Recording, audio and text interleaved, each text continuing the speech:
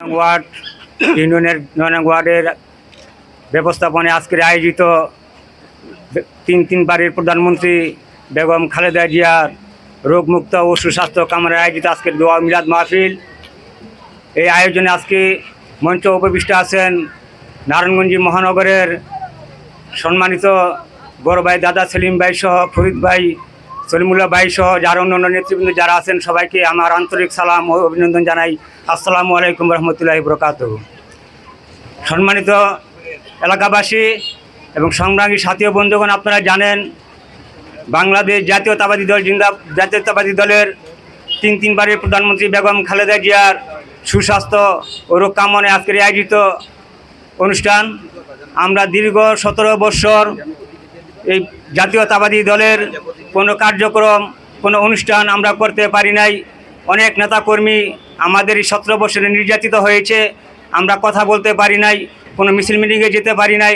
আমাদেরকে বিভিন্ন হামলা মামলা দিয়ে আমাদেরকে কোন শাসা করে রেখেছে, ঘর ছাড়া করে রেখেছে। সংগ্রামী সাথী বন্ধুগণ, আপনারা জানেন যাদের মাধ্যমে আজকে আমরা এই অনুষ্ঠানে আসতে পেরেছি এবং দুটি কথা বলার জন্য আমরা সুযোগ পেয়েছি, তাদের কথা আমাদের স্মরণ করলেই নাই হয়। গণ অভ্যুত্থানের 24শে জুলাই গণ অভ্যুত্থানের ছাত্র আন্দোলনের মাধ্যমে সারা বাংলাদেশের আপামর জনতার উদ্যোগে ফ্যাসিস্ট সরকার এই দেশ থেকে পলায়ন করেছেন। যারা ওই জুলাই যুদ্ধে যারা শহীদ হয়েছেন তাদেরকে যারা শহীদ হয়েছেন তাদের আত্মার মাগফিরাত কামনা করছি এবং জুলাই যুদ্ধে যারা আহত আছেন তাদেরও সুস্বাস্থ্য কামনা করছি। সংগ্রামী সাথী বন্ধুগণ, সেই সাথে আমরা বেগম খালেদা জিয়ার সুস্বাস্থ্য কামনা করি এবং জনাব জাকির খান ভাইয়েরও সুস্বাস্থ্য কামনা করি এবং বাংলাদেশের এখানে মঞ্চ উপবিষ্ট যারা আছেন সবারই আমরা সুস্বাস্থ্য কামনা করি।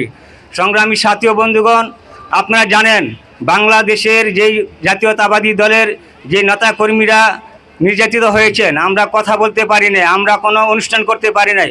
5 জন একসাথে চলতে পারি, আমাদের 5 জন একসাথে দেখলে আমাদেরকে হামলা করেছে, মামলা করেছে, মামলা দিয়ে আমাদেরকে কোন শাসা করে রেখেছে।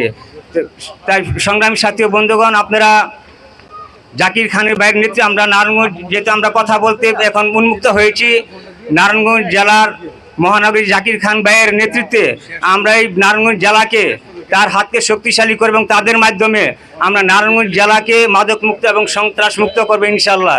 এবং জাকির খানের ভাইকে আমরা সর্বাত্মক সহযোগিতা করব, তাদের মাধ্যমে যেন আমরা নারায়ণগঞ্জ জেলাকে মাদক মুক্ত এবং সন্ত্রাস মুক্ত এবং চাঁদাবাদ মুক্ত করতে পারি। এই বলে আমি আমার বক্তব্য শেষ করছি। বাংলাদেশ জাতীয়তাবাদী দল জিন্দাবাদ, বেগম খালেদা জিন্দাবাদ, তার